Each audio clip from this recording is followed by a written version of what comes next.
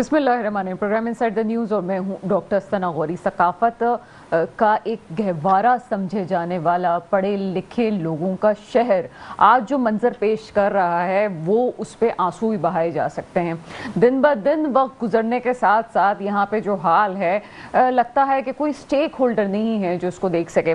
जो लोग इसके करता धरता है वो दावे तो करते हैं कि काम हो रहा है और कुछ सेक्टर में फीते भी काटे जाते हैं, लेकिन सवाल ये है कि वो रिलीफ अवाम तक कब पहुंचेगा।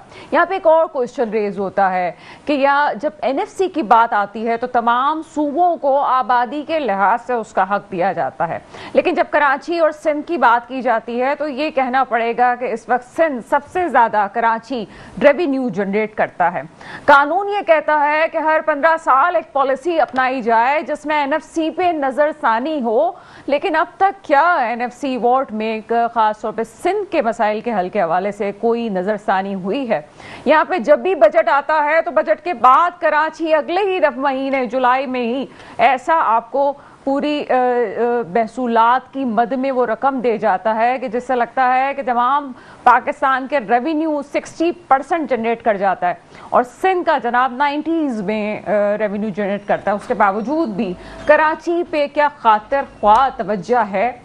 खासतौर पे तनकीद होती है पीपल्स पार्टी पे। ये कहा जाता है कि पीपल्स पार्टी कई सालों से सिंध में हुक्मरान है और साथ साथ कराची में भी अब तो सिंध पीपल्स पार्टी का राज है, लेकिन क्या पीपल्स पार्टी से ही शिकवा ठीक है कि और दूसरे स्टेक होल्डर्स का इसमें कोई हाथ नहीं है कि इसको बेहतर कर सकें, या फिर वो जो पहले बिगाड़ था उसमें क्या उनका हाथ नहीं था? इन तमाम मौज़ूआत पे बात करते हैं। मेरे साथ एक मौजूद हैं सैयदा तहसीन आबिदी साहिबा, आप तर्जुमान हुकूमत सिंध हैं। मैडम, प्रोग्राम में आपको वेलकम करते हैं। Thank you so much. Tahseen, काफ़ी जगह पता चलता है कि पीपल्स पार्टी बहुत कुछ कर रही है, ख़ासतौर पर मुर्तज़ा वहाब साहब बहुत कुछ अमली जामे पहना रहे हैं, चीज़ों को लेके आते हैं, मंसूबे हैं, लेकिन उसके बावजूद जब हम ये बात करते हैं कि यहाँ पे कराची में पानी के मसाइल हैं, यहाँ पे कराची में सड़कें टूटी हुई हैं, यहाँ पे लोगों के बेसिक नीड्स को पूरा नहीं किया जा रहा, तो तमाम पार्टीज़ का गुस्सा जो है वो तनकीद हमेशा पीपल्स पार्टी के ऊपर आके रुक जाती है। क्या कहेंगी इस हवाले से?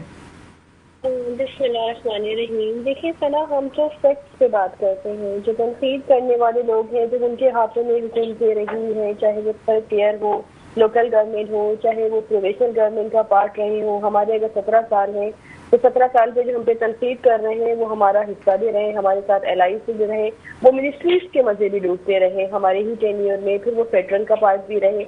अपने एंड पे क्या किया जब जवाब नहीं होता, क्योंकि उस वक्त भी सिवाय रोने धोने के, जब इख्तियार था तब भी रोना धोना था, जब इख्तियार नहीं रहा, कराची के लोगों ने रिजेक्ट कर दिया, तब भी वही रोना धोना रहा। तो अब तक जो कराची में काम हुआ है, सही पूरे सिंध में जो काम हुआ है, जब ये बात करते हैं जी एनएफसी अवार्ड की भी आपने जिक्र किया, आपने K4 का भी जिक्र किया। एनएफसी अवार्ड 18वीं तमीम मानने वाले लोग कौन थे? वो आसिफ अली जरदारी साहब थे कि जब इस वक्त तमाम पावर उनके हाथ में थी, वो प्रेसिडेंट थे, उस वक्त उन्होंने रेवोल्यूशन ऑफ पावर किया, उन्होंने इख्तियारात को निचली सतह तक मुंतकिल किया। आप पाकिस्तान की हिस्ट्री में देख लें, कभी कोई ऐसा प्रेसिडेंट नहीं आया जिसने अपनी ही पावर्स को डिवाइड कर दिया हो, जिससे को सिर्फ क्रेडिट हमारी पार्टी की क़यादत को जनाब आसिफ अली जरदारी साहब को जाता है। फिर वो एक अलग मसाइल है कि एनएफसी अवार्ड में सिंध का कितना हिस्सा था। हर प्रोविंस को जो है वो एक रिस्पेक्टिव उसका शेयर मिलता है, जो कि सिंध को नहीं मिल रहा जितना मिलना चाहिए था। और बारहा उस पे हम हर प्लेटफॉर्म पे, चाहे वो नेशनल असेंबली हो, वो प्रोविंशियल से, जहाँ भी हमने बात की है, हमने बारहा फेडरल से मुतालबा किया है कि एनएफसी अवार्ड मिलना चाहिए, क्योंकि वो सूबे का राइट होता है, वो हर सूबे का राइट है, क्योंकि यही रेवोल्यूशन ऑफ पावर में ये भी एक क्लॉज था। फिर K4 की आपने पानी की बात की, K4 में भी अब तक जितना काम हुआ है वो पीपल्स पार्टी की गवर्नमेंट में ही काम हुआ है। हमारी तरफ से जितना फंड रिक्वायर्ड था, जो ऑगमेंटेशन थी, अगर आप ऑन रिकॉर्ड पेपर्स देखें सना, K4 के हमारी तमाम चीजें मुकम्मल है। जो ताखीर हुई है वो मुसलसल फेडरल की तरफ से हुई है। अभी भी फेडरल ने जो है उस पर बजट इतना नहीं रखा कि वो मनसूबा जल्द से जल्द मुकम्मल हो सके। तो जहाँ कोताहियां हैं वहाँ जरूर आइडेंटिफाई करें। हम 20 सूबे के शहर के लोग हैं, हम मिलकर हल करना चाहते हैं, लेकिन सिवाय तनकीद करने के, क्योंकि आप जो काम कर रहे हैं आप उसको भी जो ना माने, मैं ना मानू वाली पॉलिसी पे रहे और अपने दौर की सारी कोताहियां हम पे डाल दे, तो मुझे लगता है ये सही नहीं है। अच्छा तहसीन, मैं एक समझना चाह रही हूँ आपसे कि जब हम बात करते हैं कराची की, जब तक ये बजट अप्रूव नहीं हुआ था, बजट नहीं आया था नया, जब तक मतलब आप साहब कह रहे थे 200 अरब जो है फेडरल देगा, तो उसके बाद अलग से फंड होकर डेवलपमेंट पे काम हो जाएगा। अभी तो सिंध को अच्छा खासा बजट मिल चुका है, क्या अलग से इस पे कोई बात नहीं हुई कि जनाब यहाँ पे 200 अरब की ज़रूरत है तो यहाँ पे पहले काम होना चाहिए? ये बात तो आप भी जानती हैं, आप खुद कराची वाली हैं, कि जो हालात हैं उसमें एक खतीर रकम की ज़रूरत है। ये जिस तरह से आपने K4 की बात की, ये 3 अरब में तो काम नहीं होना है, ये तो तकरीबन 40 अरब तक का काम है, फिर कहीं जाके मंसूबा आगे चलेगा। ये उससे भी ज्यादा सना, जब ये स्टार्ट हुआ था ये 25 अरब से स्टार्ट हुआ था मंसूबा, जो एलोकेशन रखी गई थी 25 अरब, आज 125 अरब से तजावुज कर चुका है। ये ऑन रिकॉर्ड है, ऑन पेपर्स है, जो फिगर्स मैं आपसे शेयर कर रही हूँ, आप इसको जो है इसको तस्दीक कर सकती हैं। आप 125 अरब से ऊपर इसकी लागत हो चुकी है, क्योंकि इतना डिले कि 2007 का ये प्रोजेक्ट है, आज हम 2025 में बैठे हुए हैं, अभी भी इसकी कंप्लीशन करीब नजर नहीं आ रही, क्योंकि वही पॉइंट्स है जो अगेन कहूंगी कि सिंध गवर्नमेंट का जो हिस्सा था, जो हमारा शेयर था, हमने जमीन देनी थी, हमने जो फंड देने थे, जितनी ऑगमेंटेशन थी, जिसकी डिस्ट्रीब्यूशन थी, वो तमाम चीजें हम कंप्लीट कर चुके हैं। सिर्फ और सिर्फ फेडरल की वजह से ताखीर हुई है। जहां आपने तरक्याती 200 अरब की बात की, देखिए इतना बड़ा शहर है सना, इतनी बड़ी आबादी है कि 3.5 करोड़ से ज्यादा आबादी जो है वो तजावुज कर चुकी है। यकीनन 200 अरब क्या 1000 अरब भी शहर के लिए काफी नहीं है, लेकिन अभी भी अगर आप देखें सिंध गवर्नमेंट ने, आपने बजट की बात की, 650 अरब रुपए सिर्फ और सिर्फ कराची का तरक्याती बजट रखा है सिंध गवर्नमेंट ने। ये पूरे पाकिस्तान में आपको किसी शहर में इतना बड़ा बजट तरक्याती कामों का नहीं मिलेगा जितना सिंध गवर्नमेंट ने रखा है। आप क्या इस बात से मुतमईन है कि करप्शन नहीं है यहाँ पे इदारों में? ये कहा जाता है जनाब ठेके देते हुए इस बात का नहीं ख्याल किया जाता कि जनाब ठेके किस तरह से काम कर रहे हैं, क्या हो रहा है, ठेकेदार किस तरह काम कर रहे हैं। आपको पता है पेचवर्क का काम हुआ था बीच में, लेकिन थोड़ी सी बारिश हुई है, सारी सड़कें टूट गई। हम बड़े खुश हो रहे थे कराची वाले के जनाब सड़कें थोड़ी बहुत बनना शुरू हो गई हैं, लेकिन जरा सी बारिश से वो सड़कें खराब हो गई। करप्शन तो कहीं ना कहीं होती है, क्या इस पे चेक एंड बैलेंस होता है? सना, मैं तो बहुत कैटेगोरिकली, आपको हमेशा पता है मैं बात करती हूँ, मैंने कभी भी नहीं कहा कि बड़ी 100% परफॉर्मेंस है हमारी। हमारे फ्लॉस यकीनन है, यकीनन बहुत कोताहियां हैं जिन्हें हम बेहतर करने की कोशिश कर रहे हैं। यकीनन इदारों में करप्शन है, उनको भी अगर हमारे जहाँ पे चीजें आइडेंटिफाई हो रही है, आपने रिसेंट देखा होगा कितने लोग जो है SBCA में कितने लोग सस्पेंड किए गए, कितने लोगों के खिलाफ FIR कटी है, कितने लोगों के खिलाफ कार्रवाइयां अभी भी जारी है, और मुसलसल जो 2022 से जिनकी भर्तियां हुई हैं, जो लोग पॉइंट रहे हैं, उन तमाम लोगों के खिलाफ कार्रवाइयां हो रही हैं। तमाम लोगों के खिलाफ एक इन्वेस्टिगेशन टीम बनाई गई है जिसको हेड कर रहे हैं जो है कमिश्नर कराची। तो हम तो खुद ही अपना एहतसाब कर रहे हैं। हम तो ये बात कहते ही नहीं है कि जी अगर करप्शन नहीं है हमने नजरें बचाई नहीं है, हम तो खुद एहतसाब करेंगे कि जहां करप्शन हो रही है। लेकिन ये कहना कि जी परफॉर्मेंस दे रहे, मुझे लगता है ये जस्टिफाई नहीं होगा, क्योंकि आप देखिए, मैं फिर वही बात मैं हमेशा कहती हूँ कि पूरे पाकिस्तान से लोगों का जो फ्लो है वो कराची आ रहा है, तो यकीनन यहाँ पे बेहतर जिंदगी की तलाश में आ रहे हैं, इलाज के लिए आ रहे हैं, एजुकेशन के लिए आ रहे हैं, रोजगार के लिए आ रहे हैं, तो अपॉर्चुनिटीज मिल रही है तो आ रहे हैं ना। अगर कोई अपॉर्चुनिटीज नहीं है, लॉ एंड ऑर्डर बिल्कुल तबाह है, अल्लाह न करे, रोड तबाह है, इंफ्रास्ट्रक्चर तबाह है, तो क्यों आ रहे हैं लोग? सर इसमें तहसीन आप नहीं समझती कोई पॉलिसी बन जानी चाहिए कि अगर कोई आ रहा है तो कितने अरसे के लिए आ रहा है, कोई चेक एंड बैलेंस हो सकता है, कोई ऐसी पॉलिसी? क्योंकि कराची वाला तो अब खुद सोच रहा है कि मैं जिस शहर में हूँ इसमें ठीक है हम पूरे पाकिस्तान को वेलकम करते हैं, लेकिन कहीं तो एक पॉलिसी मैटर करती है। कितना बोझ उठाएगा ये कराची? देखिए ये यकीनन आपने देखें जो अफगान रेफ्यूजीज के खिलाफ अभी ग्रैंड ऑपरेशन हुआ, वो भी इसी पॉलिसी की एक कड़ी थी सना, कि उसमें जो अफगान रेफ्यूजीज थे जिनको वापस भेजा गया है, जिससे हम पे तनकीद का भी निशाना बनाया गया, क्योंकि एक फेडरल पॉलिसी भी थी, उसे सिंध गवर्नमेंट भी जो है वो फॉलो अप कर रही थी। लेकिन अगेन हम इसी तरह कर सकते हैं। लेकिन जो लोग बस गए सनाब, जैसे पख्तून है, किसी जैसे यहाँ के बस गया, जिनके 3rd 4th जनरेशन है, उनको कैसे निकाल सकते हैं आप बताएं? जिनकी जिंदगियां, जिनके बच्चे यहाँ हो गए, उनकी तमाम चीजें, उनकी स्कूलिंग यहाँ हो रही है, उन्होंने कारोबार यहाँ पे स्टार्ट कर दिए, तो उनको तो आप नहीं डिसोन कर सकते ना, आपके ही मुल्क के लोग हैं। लेकिन यकीनन इस तरह की पॉलिसीज में काम हो भी रहा है एटलीस्ट, क्योंकि अब ये शहर जो है ये मजीद आबादी का मुतहम्मिल नहीं हो सकता, क्योंकि यहाँ का इंफ्रास्ट्रक्चर बिल्कुल तबाह हो चुका है। अगेन हुई कि यहाँ पे ये शहर जो बना था, इसका इंफ्रास्ट्रक्चर 80 लाख लोगों के लिए बना था। अच्छा, मैं 350 करोड़ से ज्यादा हो चुकी है आबादी, तो यकीनन मसाइल है। आप या और मैं तर्जुमान सिंध हुकूमत और लोगों से भी मेरी बात होती है, तो आप वो लोग हैं जो वाकई काम करना चाहते हैं और कुछ चीज़ें आपके इल्म में लाना भी ज़रूरी होती है। तो जाहिर सी बात है इस पर कोई पॉलिसी मेकिंग होनी चाहिए कि कम से कम जो लोग आ रहे हैं उनका ही डाटा हमारे पास मौजूद हो कि जनाब ये दूसरे शहर से ट्रैवल करके अब कराची का हिस्सा बन चुका है, लेकिन ऐसा कोई डाटा हमारे पास नहीं होता कि दूसरे शहर से आके अब वो कराची का हिस्सा बन गया है, ताकि उसके लिए भी फैसिलिटीज़ दी जाएँ, ना कि कराची का जो अपना शहरी है उसका हिस्सा उसको दिया जाए। देखिए, इस पे काम हो रहा है। अगेन वही कहूंगी, मैंने आपको अफगान रेफ्यूजीज की एग्जांपल कोट की है, इसी तरह हम डिफरेंट इस पे हमारा काम चल रहा है। लेकिन अगेन ये इतना बड़ा मसला है सना कि ये चंद दिनों में चंद महीनों में हल होने वाला नहीं है। ये बहुत बड़ा मसला है। इसके लिए पूरा नादरा के साथ भी हम इन टच हैं। हम तमाम डेटा अभी आप जो सेफ सिटी प्रोजेक्ट भी चल रहे हैं, उसमें भी जिस तरह डेटा कलेक्शन हो रही है, जिस तरह जैसी बातें बाहर से गाड़ियां भी आ रही होती हैं, आपको पता है कि लोग जब आते हैं तो ट्रेवल सारे तो पब्लिक ट्रांसपोर्ट पे नहीं आते ना, कुछ अपने कन्वेंस में भी आते हैं। तो इस तरह की जब हम इस तरह की डिफरेंट इनिशिएटिव ले रहे हैं, तो मुझे लगता है इन तमाम चीजों पर कंट्रोल होगा। अच्छा तहसीन, मैं आपके इल्म में बात लाना चाहती हूँ कि आपने SBCA की बात की, लेकिन क्या आप ये जानती हैं कि अभी SBCA की जो मुख्तलिफ इलाकों में कार्रवाई हो रही है, वहाँ पे कुछ नुमाइंदे जो अपने आप को सिंध हुकूमत का नुमाइंदा या इदारों का नुमाइंदा कह रहे हैं, वो लोगों से रिश्वत ले रहे हैं, और अगर उनकी बिल्डिंग में कोई इशू भी है तो पैसे ले दे के मामलात को हल करके आगे निकल रहे हैं। क्या आप इस हवाले से कुछ इल्म है सिंध गवर्नमेंट को? नहीं सना, ये हमारी नॉलेज में है तमाम चीजें। अगर आप देखें, इट्स बीन ईयर कि जो इंक्रोचमेंट हुई थी, जो इलीगल जो प्रोजेक्ट्स चल रहे थे, उन तमाम के खिलाफ बड़ी सख्त कार्रवाई हुई है।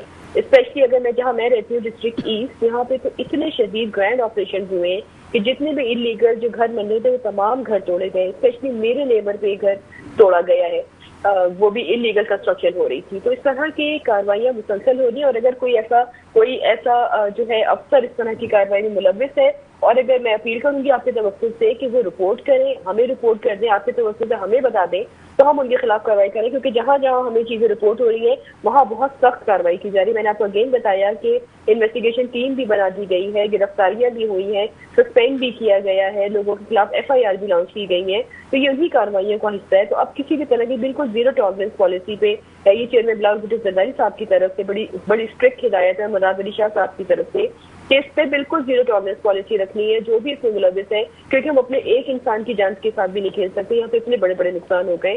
तो उसके लिए जितने भी लोग इसमें मुलव्विस होंगे, उन तमाम लोगों के खिलाफ कार्रवाई की जाएगी और की जा रही है। जी। अच्छा, मैं आपसे आखिरी सवाल पूछना चाहूँगी, क्या ये पीपल्स पार्टी को इस बात का अंदाज़ा है कि कराची सिटी में पानी का जो मसला है और टैंकर का जो इश्यूज़ हैं ये सबसे ज़्यादा बढ़ते जा रहे हैं, और ख़ासतौर पर टैंकर माफियाज जो हैं इन पे कंट्रोल करने की ज़रूरत है? क्या इस हवाले से कोई कार्रवाई हो रही है?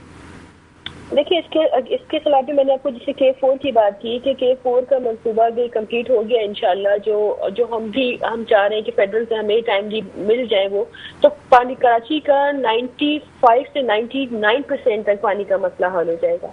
तो यकीनन से ये टैंकर माफिया, ये भी पूरा एक माफिया है, आपको भी पता है। हम यकीनन इनके खिलाफ भी क्रैकडाउन भी किया हमने, लेकिन चीजें फिर अगेन वही वाली बात है कि बहुत बड़ी आबादी का शहर है, चैलेंजेस बहुत हैं, कंट्रोल करने की कोशिश की जा रही है। और अब अगर आप मुकाबले में देखें पिछले दिनों में जिस तरह इस तरह के इश्यूज हुए थे, तो वो काफी हद तक इश्यूज रिजॉल्व भी हुए। गवर्नमेंट काम नहीं कर रही है। जी, बहुत शुक्रिया सैयदा तहसीन आबिदी साहिबा मेरे साथ मौजूद थी, तर्जुमान सिंध हुकूमत। स्टूडियो में मुझे ज्वाइन कर चुके हैं ज़फ़र मसूद साहब, आप ताज़ियाकार हैं और UPF के प्रेसिडेंट हैं। सर, प्रोग्राम में आपको वेलकम करते हैं, और साथ साथ मुझे सलीम सचवानी साहब ज्वाइन कर चुके हैं, आपका ताल्लुक तहरीक इंसाफ से। सर, प्रोग्राम में आपको वेलकम करेंगे। आपकी तरफ आते हैं ज़फ़र मसूद साहब। जब तहसीन आबिदी साहबा बात कर रही थी तो आपके लबों पे मुस्कुराहट थी, सवाल नहीं पूछती जवाब मांगती हूँ, क्या सिलसिला है? सबसे पहले तो मैं अपनी बहन का जो है ना वो शुक्रिया अदा कर दूं कि आज आपने TV प्रोग्राम में भी माना कि हम 3.5 करोड़ से ज़्यादा हैं, कि काश आप हमें मरदमशुमारी में भी जो है वो 3.5 करोड़ से ज़्यादा गिन लें, तो इस शहर के जो आधे मसले हैं वो जो है इस मरदमशुमारी के बाद जो है वो हल हो जाए। दूसरा, मैं यहाँ तर्जुमान नहीं हूँ किसी साबिका हुकूमत का या किसी साबिका मेयर का, बट आप ये बता रही हैं कि जी वो वजारतों में थे, उन्होंने मज़े लिए हैं, वजारतों के मज़े लिए हैं। और देखें, सबसे पहली चीज़ ये है कि नेमतुल्लाह का दौर देख लें, सिटी गवर्नमेंट का, कि नेमतुल्लाह के दौर में यहाँ जो इंफ्रास्ट्रक्चर डेवलप होना शुरू हुआ था वो नेमतुल्लाह के दौर में शुरू हुआ। उसके बाद उसको कंटिन्यू जो है वो मुस्तफ़ा कमाल साहब ने किया, और दुनिया ने मुस्तफ़ा कमाल साहब को माना कि जी मुस्तफ़ा कमाल एक बेहतरीन मेयर जो है वो कराची का है। मामला क्या है? मामला ये है कि उस वक्त जो नेमतुल्लाह खान साहब थे उनके पास भी इख्तियार था, और जब मुस्तफ़ा कमाल साहब थे तो उनके पास भी इख्तियार था। जब उनके पास इख्तियार था तो उन्होंने कराची में काम करके दिखाया। अच्छा, अब उसके बाद जो है वसीम अख्तर का दौर देख लें कि वसीम अख्तर साहब जो है अपने पूरे दौर में जो है वो ये कहते रहे कि जी मेरे पास इख्तियार नहीं है, मेरे पास इख्तियार नहीं है। इख्तियार किसने देना था? इख्तियार हुकूमत सिंध ने देना था। वो उसका दौर निकल गया वसीम अख्तर का। वसीम अख्तर के बाद अब आपका टाइम है, 17 साल से आप सिंध हुकूमत में हैं। जिस तरीके से आपने कहा कि जी आप जो साबिका लोग थे वो जो है वो मज़े लूटते रहे वजारतों के, तो 17 साल से आप भी जो है वो हुकूमतों के मज़े लूट रहे हैं। और इस वक्त आप ज़रा अगर रोड पर आकर देख लें, ज़रा आप शहर का जो है ना वो छोड़ दें कि किसी से ना सुने, आप अब गाड़ी उठाएं और ज़रा एक शहर का ज़रा चक्कर लगा कर आ जाएं, आपको पता चल जाएगा कि जी इस शहर में जो है इस शहर के साथ हुआ क्या है। ठीक है, अच्छा बहुत आसान है जी ये कहते हैं कि बाहिफाजत घर भी हम वापस पहुंच। बिल्कुल। अच्छा, फिर दूसरी चीज़ ये है कि मेरी बहन जो है वो अभी बता रही थी कि जी K4 का जो मंसूबा है वो जो है वो मुकम्मल हो जाए। बीबी अभी वो जो किनाल जो आई है ना, जो अभी एक मैं तो कोई तमगा अगर उसको मिल जाए आलमी सतह पर कि उसमें आते ही जो है वो दराड़े जो है वो मौजूद हैं। आपने जो ये शारा भुट्टो बनाई है उसमें जो है इफ्तिताह के 1 महीने बाद जो है ना वो दराड़ें जो है वो आ गई हैं। आपने एक सवाल उनसे कर लिया था कि जी यहाँ रोड बनते हैं और एक बारिश में जो है वो रोड जो है वो बह जाते हैं। तो देखिए बात दरअसल क्या है, कराची का मसला जो है ना, कराची का मसला बात करते हैं इस पे। और मुझे अंदाज़ा है कि बहुत कुछ है। मसला ये होता है कि बाज़ औक़ात जब कोई हमारे सामने गेस्ट होता है, अच्छी पोजीशंस में बात कर रहे होते हैं, लेकिन उनको काउंटर करना हमारे लिए भी मसला हो जाता है। बहुत सारी हकीकतें ऐसी हैं कि जो ज़ुबान पे आते आते रुक जाती हैं, वरना कराची वाला जानता है कि वो क्या सह रहा है। एक छोटा सा ब्रेक है, ब्रेक के बाद यहीं से कंटिन्यू करते हैं। ब्रेक के बाद आपके सामने हाजिर हैं। बहुत अहम इशू है, तनकीद होती है, लेकिन आप भी ये जानते हैं कि हम जब इस प्रोग्राम में होते हैं, ख़ास तौर पर ये जो 8 का हमारा स्लॉट है, हम तनकीद बराए तनकीद नहीं करते, हकीकत देखते हैं, ख़बर के अंदर से चीज़ें निकाल के आपको बताते हैं कि हकीकत है क्या। और वो नुमाइंदे हमारे साथ मौजूद हैं जो वाकई इस पर काम कर रहे हैं। आपने बहुत सारी बातें बताई, लेकिन सबसे पहले तो मुझे ये बताएं कि ये UPF क्यों है, क्या आप कर रहे हैं इसमें, इसके पीछे? UPF जो है एक समाजी इदारा है और बहुत सारी आपको समाजी तंजीमें नज़र आती हैं शहर में, और राशन से लेके जो है वो दस्तरखानों से लेके भरा पड़ा है कराची।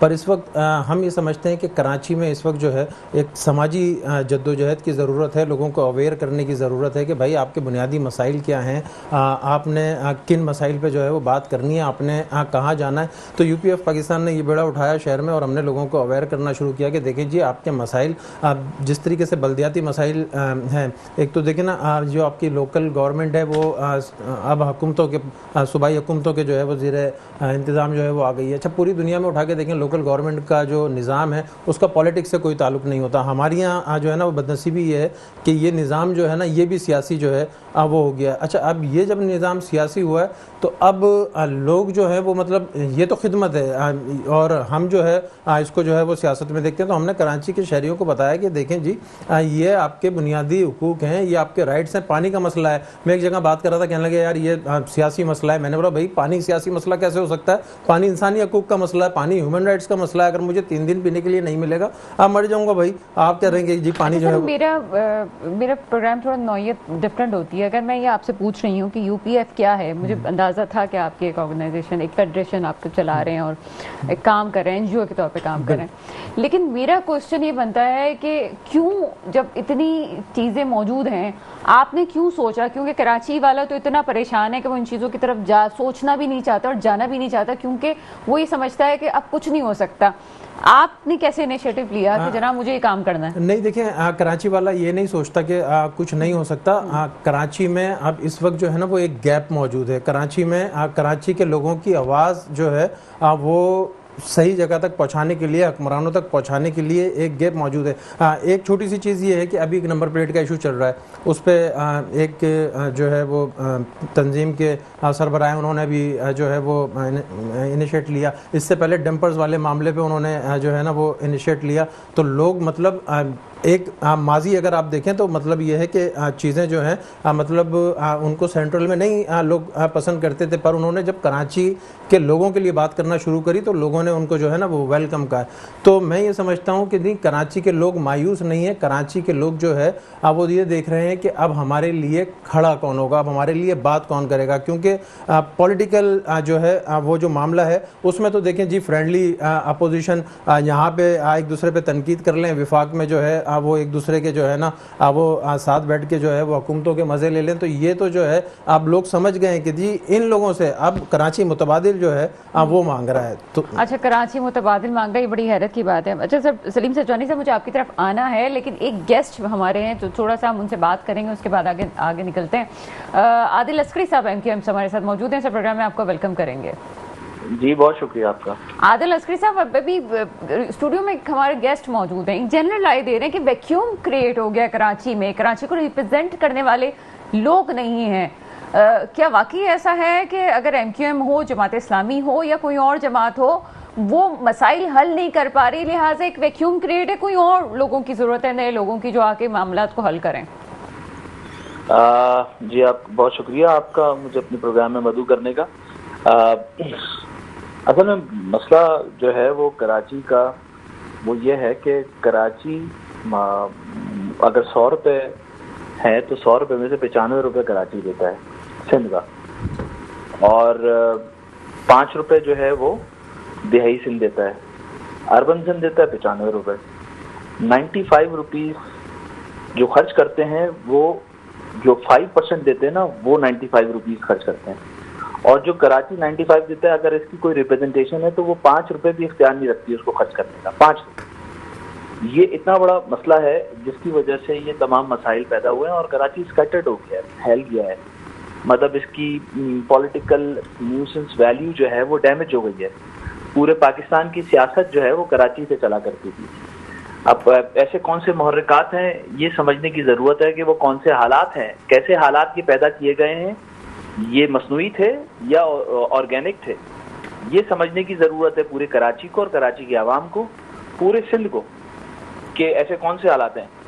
जब तक खुशहाली सर झुकाकर कराची से गुजरेगी नहीं, खुशहाली सर झुकाकर, उसके बगैर पाकिस्तान की तरक्की हो नहीं सकती। ये अरबाब इख्तियार को सोचना होगा कि MQM से जो सवाल मेरा होता है, बड़ा दिल दुखा देने वाला सवाल है, लेकिन वो लोग जो माजी में सफाई हस्ती से मिटा दिए गए, MQM से ताल्लुक़ भी रखते थे, और बहुत सारे लोग आज नाम नहीं है, ना जाने कहाँ हैं दुनिया में, बड़े पढ़े लिखे लोग थे, बड़े मतलब जिन लोगों का नाम बुरे तरीके से भी लिया है, मैं ऑन रिकॉर्ड ये बात कर रही हूँ, मुझे किसी बात का खौफ नहीं है, लेकिन ऐसे लोग थे जो सिर्फ बेहतरी के लिए आना चाहते थे।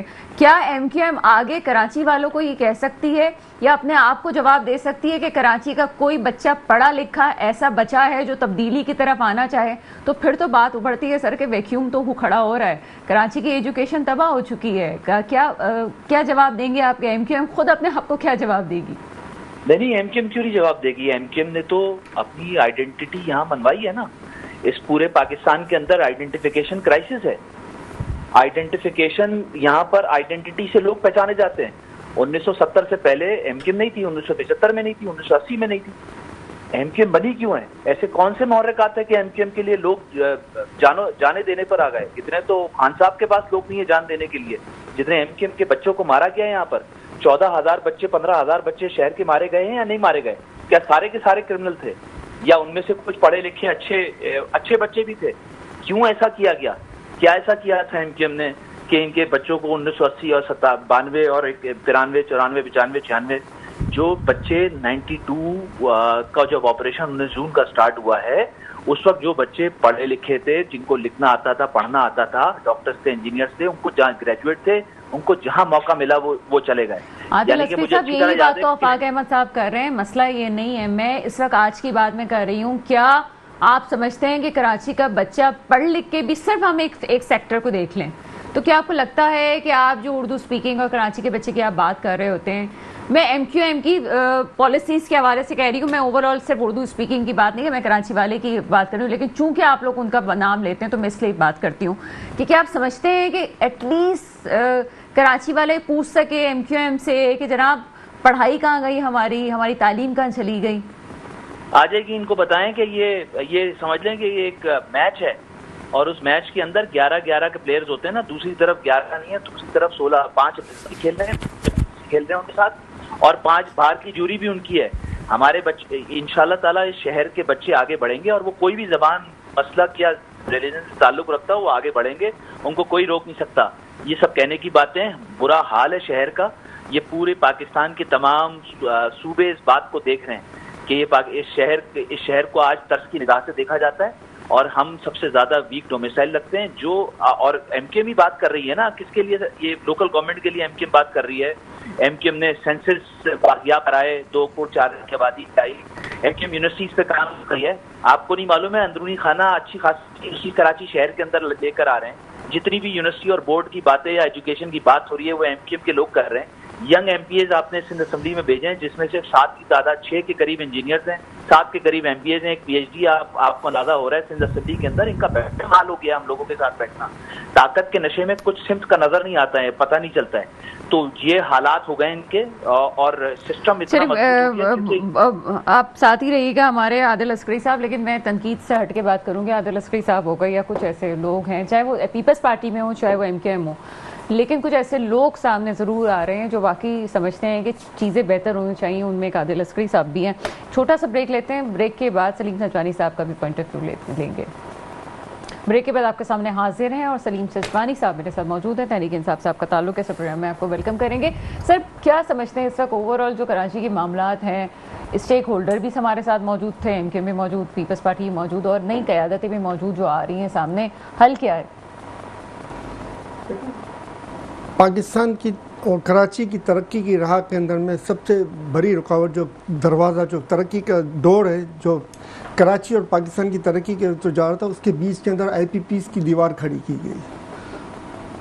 2000 अरब हम सिर्फ कैपिटल मद में दे रहे हैं, वो भी डॉलरों की सूरत में। इसके अलावा जो बिजली के जो इनके बिल्स बनते हैं वो भी हम दे रहे हैं डॉलरों की सूरत में। ये वो बंद था जो कराची और पाकिस्तान की तरक्की के बीच में डाला गया। ये जो बत्ता और दीगर जो दहशतगर्दी और जो वाक़यात हुए वो भी इस सिलसिले की जुड़ी हुई कड़ी थी, जो एक इंटरनेशनल साजिश थी जिसके तहत कराची को और पाकिस्तान को दबाव में लाना, कराची और पाकिस्तान की तबाही की तरफ लाना मकसूद था। उसके अंदर हमारे कुछ नादान बच्चों ने भी किरदार अदा किया। आप बताएं, ये 30,000, ये अस्करी साहब के इल्म में नहीं, ये 30,000 बच्चे शहर के शहीद हुए या मारे गए, मगर 3 लीडर नहीं मारे गए। लीडर सारे आज भी बैठे हुए हैं और 30,000 लड़के मर गए। उसका जवाब कौन देगा? MQM के बहुत सारे लोग जो हैं वो उनके बड़े जो रहनुमा थे वो भी नहीं रहे।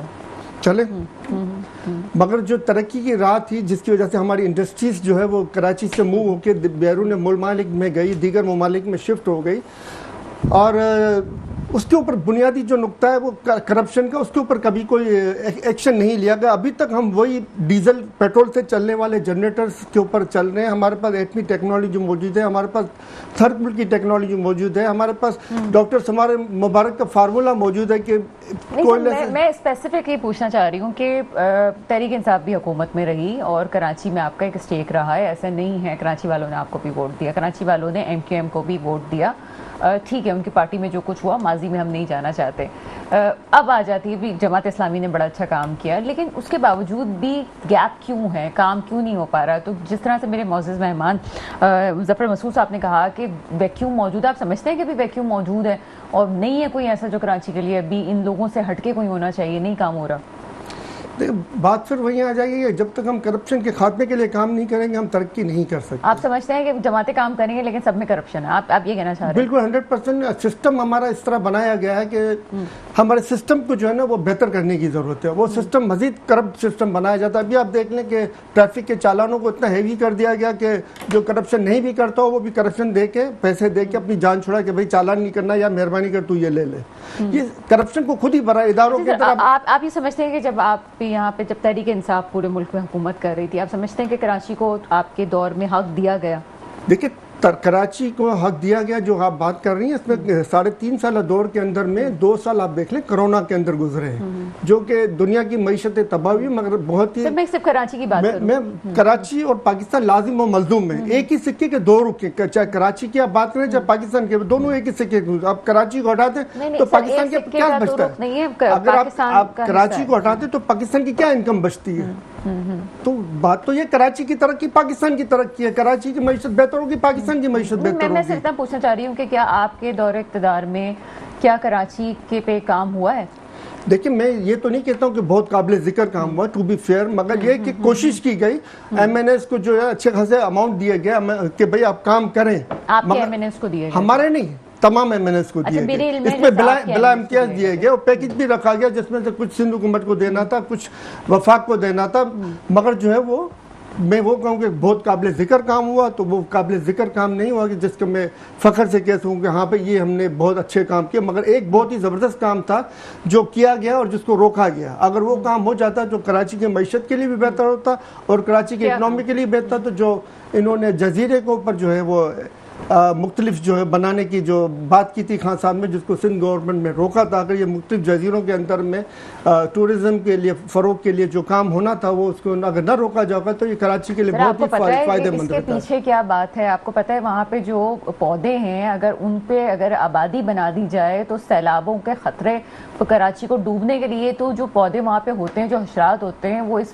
काम को कुदरती तौर पे अंजाम देते हैं कि किस तरह से ज़मीन को जो है बचाना है और उसको जो जितनी ज़मीन जो है खुश्की है वही आपके काम आएगी। मजीद अगर उसमें जाते तो प्रॉब्लम्स क्रिएट हो जाती है। देखिए, इस चीज़ का सबसे ज़्यादा ख्याल भी PTI की गवर्नमेंट में रखा गया। 5000 पौधे लगाने का जो मिशन था वो भी खान साहब ने ही इंट्रोड्यूस करवाया। मैं भी आपसे इसी इन तमाम चीज़ों को मद्देनजर रखते हुए काम किया जा सकता है। इन तमाम चीज़ों को मद्देनजर रखते हुए पूरे शहर के अंदर भी हम मजीद इसमें इजाफा कर सकते हैं, मगर आप देख लें क्या शहर हरा भरा है हमारा, जो दरख्त है वो भी कटते जा रहे हैं। MQM तो इसलिए आपको छोड़ के गई, वो कहती हैं जनाब कराची के लिए हमने फंड मांगे थे, कराची के लिए हमें तो आज भी रोड है, ये तो इससे पहले भी रोड है, ये तो इससे भी पहले रोड थे। जब से MQM आई हर गवर्नमेंट में बैठी है और हर गवर्नमेंट में रोती रही है, जो तो इनका हैबिट है, लेकिन उनके खिलाफ नहीं निकाल सकते उन्होंने। सबसे पहले मेरे ख्याल है कि आपकी गवर्नमेंट मंसूबे भी की बात हो रही है, 20 अरब रुपए में बन सकता है अगर ईमानदारी से काम किया जाए तो। पहली ईंट जो रखी थी वो इन्होंने ही रखी थी, MQM वालों ने ही रखी थी, या आज MQM वालों को तो आज भी फंड नहीं मिल रहे, लेकिन गवर्नमेंट के खिलाफ तो कोई बात नहीं कर रहे हैं। तो मिल रहे होंगे बैकडोर से इनको फंड, जब भी बात नहीं कर रहे। जब उनके जिन्होंने इनको बिठाया है फॉर्म 47 के जरिए, जिन्होंने इनको इख्तियार दिया फॉर्म 47 के जरिए, वो जैसा कहेंगे ये वैसा करेंगे। ये कहेंगे चुप रहो तो ये चुप रहेंगे, ये कहेंगे कि बोलो अब तो बोलना शुरू हो जाएंगे।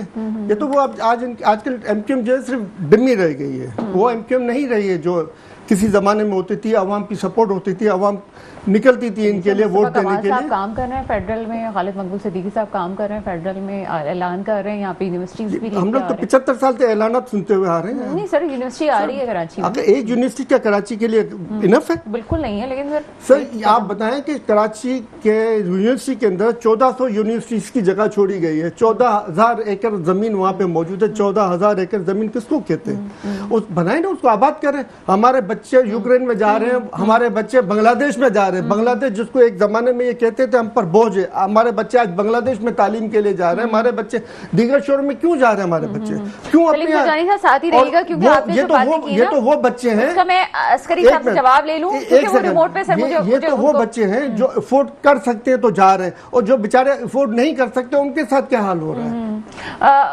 आदिल अस्करी साहब, वक्त भी कम है लेकिन जवाब पहले आपसे लेना जरूरी था। ये आपने बात सुनी है, कुछ जवाब देना चाहेंगे इसका?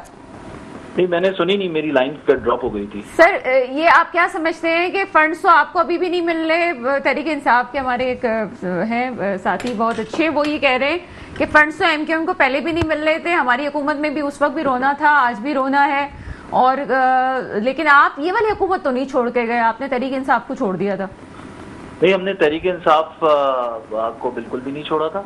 तहरीक इंसाफ के अपने फैसले थे, अपनी पॉलिसीज थी, हमें तो मौका मिला था। शहर को तो वोट, इस शहर ने तो वोट दिया था, मतलब इस शहर ने इनको वोट किया था ताकि खान साहब यहाँ गुलशन इकबाल से मैंने जीते थे, मेरा एक शहीद दोस्त अली रजा आब्दी के अगेंस्ट में, और वो इलेक्शन भी क्या थे वो सब पाकिस्तान पूरा जानता है। तो उसके रिबटल जो है ना वो आज तक पाकिस्तान की जमहूरियत पर एक दाग की तरह है। समझ ही नहीं आता कि ये सर ये वाले इलेक्शन नहीं है ऐसे, आप ये वाले इलेक्शन फेयर थे? नहीं, मैं कह रहा हूँ कि ये सियासत कैसे चलेगी, ये सियासत ऐसे नहीं चल सकती है। आदिल असगरी साहब, मैं जो सवाल पूछना चाह रही हूँ ना, मैं इसके चले मैं स्पेसिफिक कर देती हूँ। मैं ये कहना चाह रही हूँ कि तहरीक इंसाफ को आपने इसलिए छोड़ा कि कराची के लिए काम नहीं हो रहा था। ऐसा ही है सर, आपका जो पॉइंट ऑफ व्यू आता है यही आता है कि जनाब कराची के लिए वो काम नहीं हो रहा था जिसके वादे किए गए, हैदराबाद के लिए वो काम नहीं हो रहा था। इनके एक आध वजीर के एहसान किया, वो भी शहर से ताल्लुक रखते थे, लेकिन इनके 14 MNAs कराची के जो है ना वो 6 MNAs से बोलते थे कि कराची के लिए आवाज उठा लें।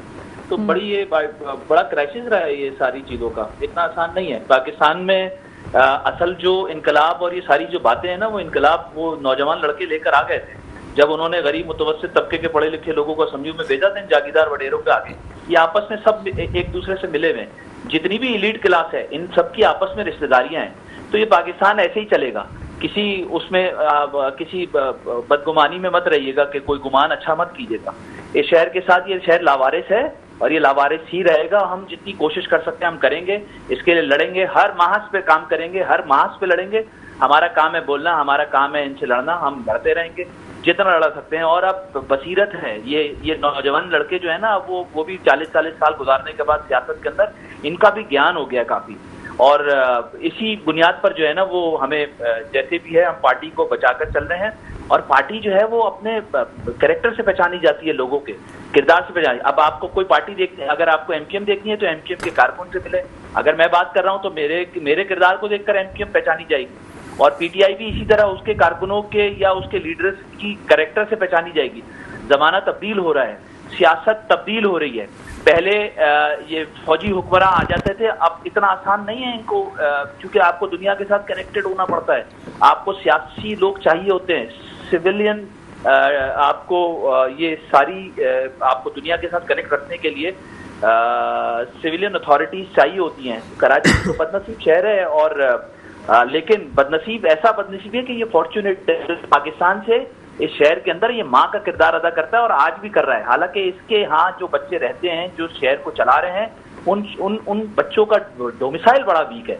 उस बात को समझने की जरूरत है, इस रियासत और सियासत को। मैं आपको लिख कर कहता हूँ, पाकिस्तान की भलाई और पाकिस्तान की खुशहाली इस शहर से मुंसलिक है। ये जो PTI के मेरे दोस्त थे, इनकी इस बात पर मैं बिल्कुल इनको सेकंड करता हूँ कि ये बात बिल्कुल ठीक है। खुशहाली यहीं से आएगी। अगर पाकिस्तान अपनी तकदीर मुकद्दर बेहतर करना चाहता है तो उसको कराची को बेहतर करना होगा और कराची को इससे निकालना होगा। चलिए, बहुत शुक्रिया आदिल असगरी साहब, हमारे साथ मौजूद थे, आपका पैगाम हम तक पहुंचा। और ठीक नहीं हो सकता, समझ से बाहर है, ठीक क्यों नहीं हो सकता। चलिए जनाब, ज़फ़र मसूद साहब हमारे साथ हैं। ज़फ़र मसूद साहब काफ़ी देर से खामोश बैठे हुए हैं, तमाम लोगों की गुफ्तगू के बाद क्या समझते हैं? सबसे पहले तो आदिल असगरी साहब की बात सुनने के बाद मैं पढ़ लूँ कि इन्ना लिल्लाहि व इन्ना इलैहि राजिऊन, कि आपने कह दिया है कि जी शहर लावारिस रहेगा। 42 MPA होने के बाद, 36 MPA होने के बाद, MNAs होने के बाद, अगर आप हम आज ये बता रहे हैं कि कराची लावारिस रहेगा, तो आप पहले कौमी हुकूमत छोड़े, पहले कौमी असम्बलियों से बाहर आएँ और उसके बाद जो यहाँ अपोजिशन का किरदार है उसको अदा करें। उसके बाद अगर आप कहते हैं कि जी कराची में तो अपोजिशन कर रहे हैं और बड़ी डट के कर रहे हैं, मुझे तो मेरा ख्याल से जो है, और मुझे नहीं, आपको भी पता है और पूरे कराची को पता है कि क्या अपोजिशन जो है वो हो रही है। सिंध बिल्डिंग कंट्रोल अथॉरिटी के हवाले से मेरी बहन एक बात करके गई थी, तहसीन आबदी साहिबा, की जी जो है ना वो कार्रवाई हो रही है, FIRs हो रही हैं।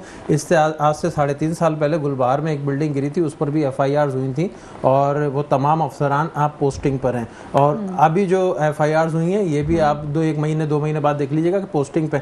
असल में कराची का मसला जो है ना वो है एडमिनिस्ट्रेटिव, और कराची का जो हल है ना, देखें बात दरअसल ये कि पूरी ब्यूरोक्रेसी जो है वो है इम्पोर्ट, सही है। आप कराची का मसला है, डिप्टी कमिश्नर्स जो है वो कराची से बाहर के हैं। दीगर अच्छा माफियाज भी उठा के देख लें, वाटर टैंकर माफिया है, ठेके पर है, कराची से बाहर का मामला है और दीगर चीज़ें हैं कराची से बाहर की हैं। अभी कमिश्नर कराची ने चिंचियों पर पाबंदी आयद करी, ज़रा रोड पर जाकर देखें कि क्या चिंचियों पर पाबंदी जो है वो मौजूद है। सुप्रीम कोर्ट के ऑर्डर्स हैं कि जी इंक्रोचमेंट नहीं होगी, नालों पे इंक्रोचमेंट नहीं होगी। ज़रा आगे देखें नई कराची में और दीगर इलाकों में कि जी क्या इंक्रोचमेंट नहीं है। तो बात दरअसल ये है कि जी यहाँ पर अदालती फैसले और उसके बाद जो बंद कमरों में होने वाले फैसले हैं वो सिर्फ फैसले हैं, सिर्फ कराची को जो है अब वो एक लॉलीपॉप जो है मेरा ख्याल है कि ये ऐसे मसाइल है कि जिसमें बाकायदा प्रोग्राम होना ज़रूरी है। बहुत शुक्रिया ज़फ़र मसूद साहब हमारे साथ मौजूद है। सलीम सचमानी साहब, मुझे आपकी सियासत